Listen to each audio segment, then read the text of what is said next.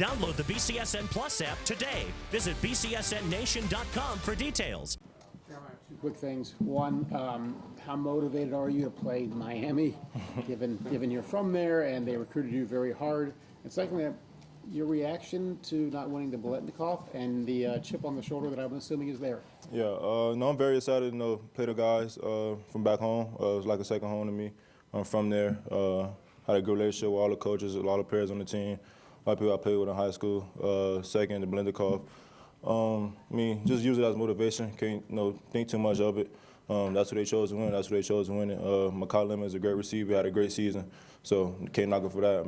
He's a great receiver. Gonna be a first-round draft pick, so I can't really complain about it. Got to just worry about what's in front of me, and that's beating Miami. Jeremiah, I remember you said last year, going into the Tennessee game, that you wanted Coach Hartline to push you harder. Are you taking the same approach going into this year's CFP, wanting to be pushed harder? Yeah, for sure. I had talks with Keenan Bailey. I know Coach Hartline will always continue to push me hard, no matter what it is. But y'all always still want to be pushing. Now it's time to crank it up a little bit because now it's time to win another 90 around here. What's the motivation like for you guys coming out of the Indiana game, and just what jumps out when you look at this Miami defense? Miami defense is pretty good defense. That front is something special. You got Ruben Bain, got two good DNs, got a good interior, got a good back end. Their linebackers are very good. And our mentality right now is just go out and just dominate everybody that's in front of us. We left a bad taste in our mouth against Indiana in the Big Ten championship. So offensively, we got to do better. Got to score in the red zone, and we got to capitalize on everything that we do from here on out. Jeremiah, Miami obviously played a game this weekend. You guys have been off in terms of games. How do you kind of keep that edge? Last year you were the team that was playing against Oregon. How do you maintain that same edge you had all season without a game? The way we practice, that's really the biggest thing. Even Coach Day came out and said that practice towards the end of the year wasn't as intense as it was in the beginning of the year. So I feel like the way we practice over the last week and a half has been very intense. We've been flying around everywhere, having good energy. So that's really the biggest thing, just keeping our edge the way we practice. When you look at Brian Hartline, I know he's got a new role, but how has he still kind of kept himself integrated in the wide receiver room and as the offensive coordinator over the last few weeks? Yeah, Coach Hartline, he's been around, been helping us a lot in the receiving room. Very excited for him and the new role that he have there at USF, I should say. And he's still around, just still helping us. So very excited for him. JJ, you mentioned talking to Keenan about that. What's been his role for the last couple of weeks? Has he been more involved with you wide receivers? Yeah, he's been involved with us over the last couple of weeks. Just helping us the game plan and stuff like that. But he's still, he's in the receiver room for sure. Jeremiah, what was the stretch for you in November like, where you're going through rehab, trying to playing hurt? Just what was that like for you? How hard was that? What was your experience like? Yeah, just a little adversity, I should say. Something I never really had to deal with. I don't really be hurt or nothing like that. Nothing really bothers me, but that was something serious that I had to deal with. After that, was it Rutgers week? I was, feeling down. I was like, I don't know if I'm gonna play against Team Up North. So I was debating if I was going to play or not because it was really bad. I didn't know if I was going to be able to play. But I had to do everything for the team, and I wanted to be out there, and I did everything I could, and we got the win. So. What kind of injury were you dealing with? I was dealing with a quad strain. It's called rectus femoris, something like that, I should say. But I really supposed to be out 3 to 4 weeks. And for me to be able to pull out of it, I give all the glory to God for that one. Was there ever a time, Jeremiah, where you wondered if maybe you wouldn't be able to play the rest of this season? How concerned were you? I don't think I was very worried about not missing the whole season. I think I was more worried about missing that game. That was the biggest thing for me. I didn't want to miss that game, so I did everything I could to not miss it because I wanted to play in that game for sure. Yeah, Jeremiah, you said you're excited to play the guys back home. It's probably mutual. What kind of, attention do you expect? Do you expect anything, late hits, anything like that in your regard? Late hits, stuff like that. I'm not really worried about that because I'm probably going to be the one doing it too. I'm going to be a little chippy out there. So I'm bringing it all this week. So, yeah. All right, we'll go to the internet and Zoom. Scotty, take it over. Yes, sir. Our first question will come from Joe Reedy. Go ahead, Joe. Hey, Jeremy, a couple quick questions for you. How do you keep your emotions in balance just over the next couple weeks? Because you're facing a lot of guys that you used to go against in high school and everything, and just also too going back to the Cotton Bowl. Yeah, I know I got to keep my emotions. A lot of guys on this Miami team I played with or played against in high school. So I know I got to keep my emotions very high because there's going to be a little chippiness out there. So I know Coach Dave, Coach Hartline, everybody going to tell me, just keep my emotions in check and, just don't get a 15-yard penalty. And then just in South Florida and everything, is there still animosity with Ohio State based on that 2002 national championship game? Oh, yeah, for sure. I mean, you see it all over the internet, all over Twitter. They still talking about that, 20 years later, but they still worry about it. But we got something for them come New Year's Eve. Okay, thanks.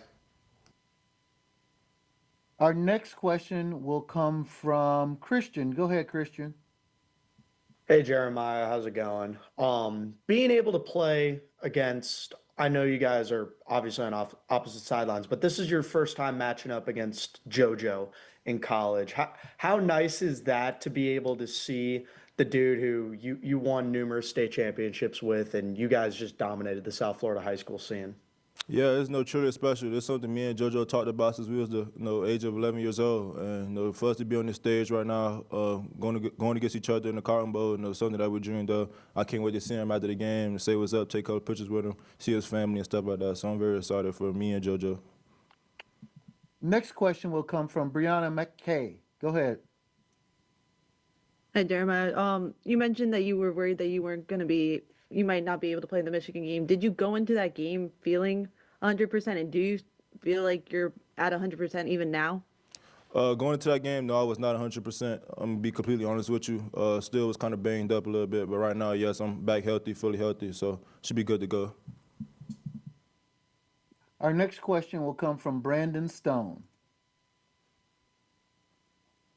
Hello there, Jay. Hope you're doing well this week in your holiday season. I'm wondering about Keontae Scott, if you've watched any video of him, if you've noticed him this year as a corner, and your thoughts on going against him and his success. Corner, I think he plays nickel, to be honest. But he's a very good football player. Flies to the ball, make plays, could cover very well. Very good fit in the run game. So he's a very good football player, I should say. Excellent. That's it. Thank you. No problem.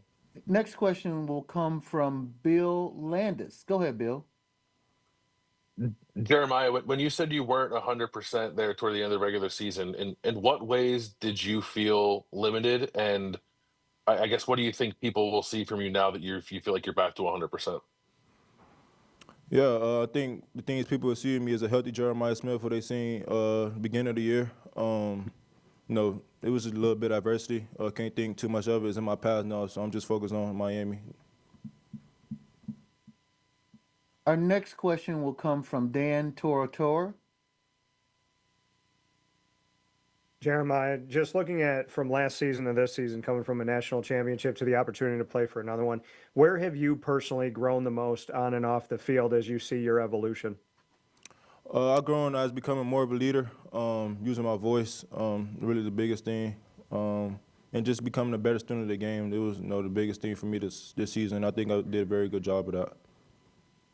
Our final question from Zoom land will come from Jalen Meadows. Go ahead, Jalen. Hey, Jeremiah. What have you learned mentally over the course of the season that's helped your game? What have I learned mentally?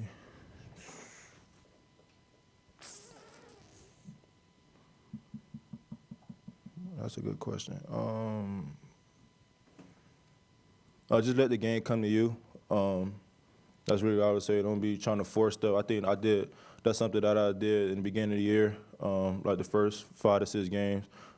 Just rushing and just want the ball and stuff like that. Just rushing stuff, like forcing stuff that ain't there, and just getting mad about stuff I can't control. That's one thing I found myself getting mad about in the first couple of games. Just being mad about things I can't control. That's out of control. Mike, that's it from Zoom. We'll do one more locally here, Spencer. Jeremiah, knowing that, in all honesty, you probably only have 3 games maximum left with Carnell, what has Carnell meant to you in the wide receiver room, as teaching you the ways of college football last year, and And how excited are you just to get these final few opportunities with him? Yeah, Cornell meant a lot to me. Coming in as a freshman helped me a lot throughout my freshman year. Still helped me a lot this year as well. Cornell is a special person on and off the field. You see, y'all see the things that he do for us in the run game, and the type of routes that he run, the way he's able to beat defenders down the field, contested catches, everything like that. But Cornell is something special, and I'm very excited, to be on this journey with him. And he's a first-round draft pick for sure.